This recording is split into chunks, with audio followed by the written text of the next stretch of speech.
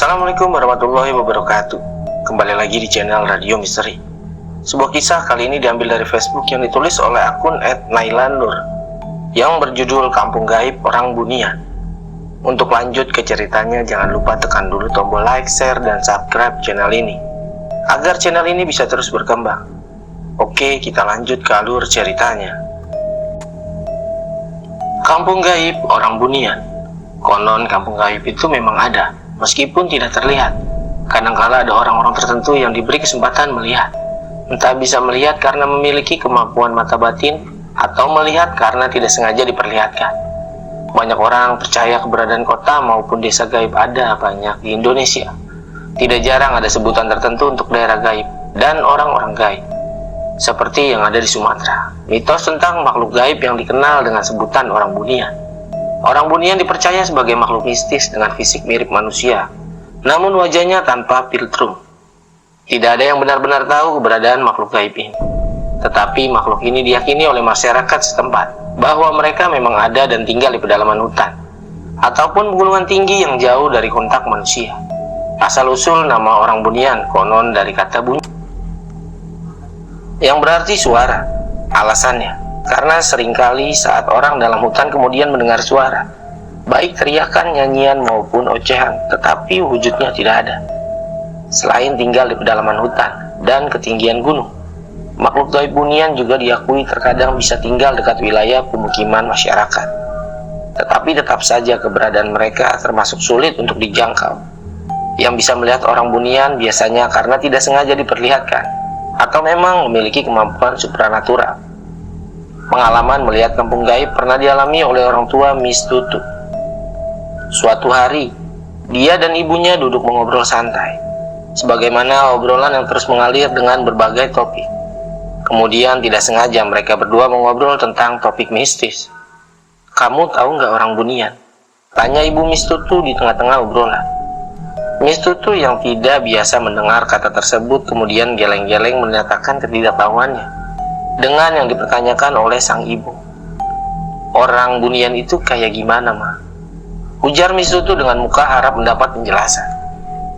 "Kalau di Kalimantan, kayak kota Sarjana gitu loh," jawab ibunya. Seketika Miss Tutu langsung mengerti. Dia tahu kota Saranjana adalah legenda di Kalimantan Selatan berupa kota gaib. "Oh, iya, gimana, balas Miss Tutu dengan rasa penasaran. "Mama tuh pernah nggak sengaja ngelewatin kampungnya," kata ibu Miss Tutu.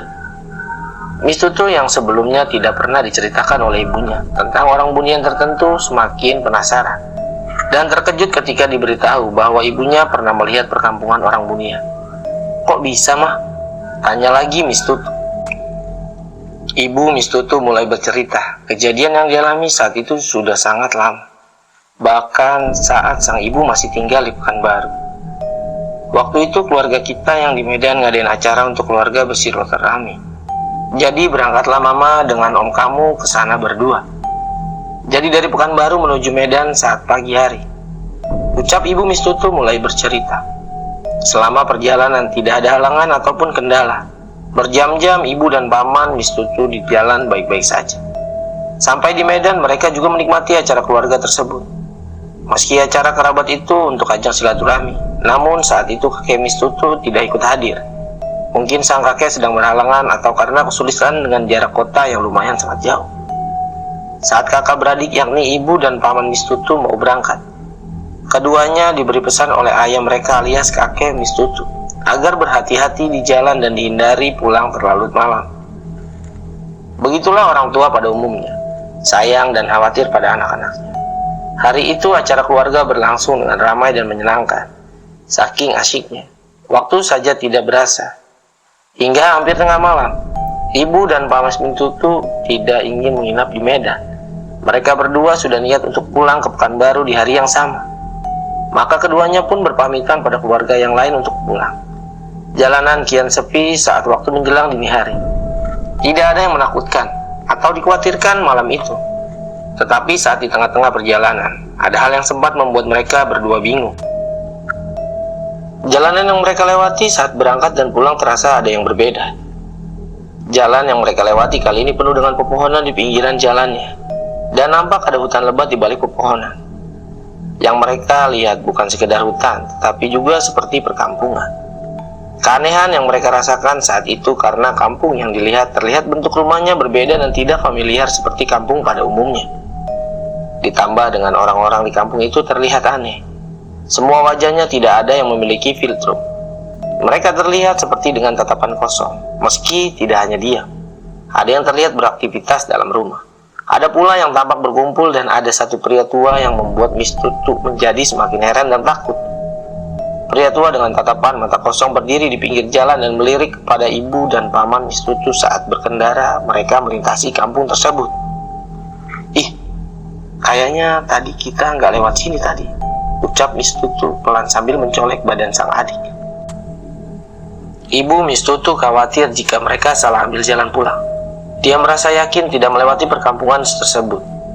"Udah, diam aja kau, diam aja," bisik paman Miss Tutu yang juga sadar akan keanehan yang mereka alami. Aku agak takut loh kayak gini," balas ibu Miss Tutu dengan suara yang masih pelan. Adik Miss Tutu mencoba menenangkan saudaranya yang panik. Mereka berdua tahu, kampung yang mereka lewati tidak biasa, ditambah dengan penduduknya yang sangat terlihat misterius. "Udah, diam aja. Bismillah, baca doa-doa," ujar paman Miss Tutu menenangkan saudaranya yang masih sangat panik. Perjalanan di kampung misterius berakhir sekitar setengah jam. Sepanjang jalan itu kedua merasa was-was, bingung dan merinding. Saat keluar dari daerah perkampungan, akhirnya mereka memasuki jalan raya. Perasaan keduanya mulai reda dari rasa panik dan takut. Tetapi mereka masih saling bertanya-tanya, apa sebenarnya kampung misterius yang mereka lihat tadi? "Itu tadi kampung apaan ya?" celetus ibu Miss Tutu. Paman Miss Tutu juga tidak mengetahui apa yang baru saja mereka lewati. Yang pasti, perasaan saat di kampung itu tidak karuan. "Apa itu kampung orang Bunian?" lanjut ibu Miss Tutu. "Entahlah, harusnya sih itu hutan aja. Tadi siang kita lewatin jalan itu sebenarnya area hutan," balas sang adik. Jarak ke rumah mereka sudah tidak terlalu jauh. Perasaan mereka mulai tenang kembali. Sesampainya di rumah, rupanya ayah mereka, yakni kakek Miss Tutu, sedang duduk di luar seolah-olah menunggu kepulangan anaknya. Ibu Miss Tutu dan saudaranya bingung, mengapa jam larut begini si ayah di luar menunggu. Dan yang lebih membuat kaget saat tiba-tiba mereka berdua ditanya seperti diinterogasi. "Habis dari mana kalian? Habis lewatin kampung apa?" tanya kakek Miss Tutu. Ibu dan paman Miss Tutu masih terdiam karena terkejut. Belum dijawab pertanyaannya, kakek Miss Tutu langsung melanjutkan ucapannya. "Untung kalian gak disasarin sama orang Bunian. Kalian itu ngelewatin kampung orang Bunian. Udah dibilang jangan pulang malam-malam," ucap kakek Miss Tutu dengan tegas. Ibu dan paman Miss Tutu saling bertatapan karena dibuat heran. Bagaimana ayah mereka tahu dengan yang dialami oleh kedua anaknya? Cerita bersinggungan dengan orang Bunian ternyata tidak hanya dari kisah ibu Miss Tutu. Suatu ketika Miss Tutu mendapat cerita dari teman kampusnya bahwa pernah ada keluarga temannya itu hilang. Anehnya, 10 tahun kemudian kembali lagi. "Ibu kamu pernah lihat orang Bunian? Kamu tahu nggak, kakakku sendiri pernah hilang selama 10 tahun. Saat itu keluarga sudah berupaya mencari dia. Hingga bertahun-tahun lamanya kami ikhlaskan dan anggap saja sudah tiada. Namun siapa sangka, di tahun ke-10 hilangnya dia. Tiba-tiba pulang ke rumah. Kami semua terkejut, terlebih saat dia berbicara bahwa selama ini dia ternyata pindah ke alam orang Bunian. Dan lebih mengejutkannya, ternyata dia telah menikah dengan orang sana sampai memiliki anak.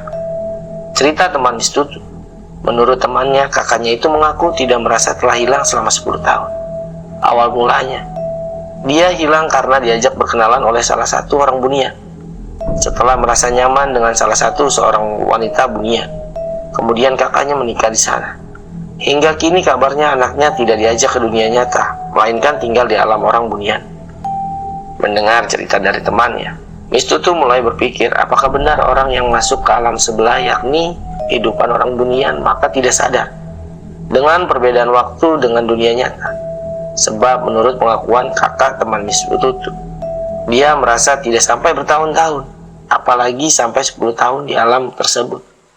Apa jangan-jangan di kampung orang bunian dengan dunia nyata ada perbedaan dimensi waktu? Pikir Miss Tutu. Tidak semua orang mudah percaya dengan keberadaan alam gaib, karena tidak semua pernah mengalami secara nyata. Namun orang-orang yang mengakui telah mengalami hal tidak terduga seperti dapat melihat alam sebelah sana, sudah pasti percaya akan keberadaan dan kehidupan di alam gaib. Namun entah apa yang menyebabkan seseorang diajak main atau dapat masuk alam tidak kasat mata. Mungkin orang yang terpilih. Yang pasti, ada baiknya cukup percaya tanpa mengusik ekspektasinya. Karena pada dasarnya, alam manusia berdampingan dengan alam gaib. Oke teman-teman, sekian saya sampaikan dari kisah ini. Semoga yang saya sampaikan dari kisah ini dapat pembelajaran untuk kita semua. Dan untuk teman-teman yang baru bergabung, jangan lupa like, share, dan subscribe channel ini, agar channel ini bisa terus berkembang. Nantikan kisah-kisah berikutnya, tetap di channel Radio Misteri.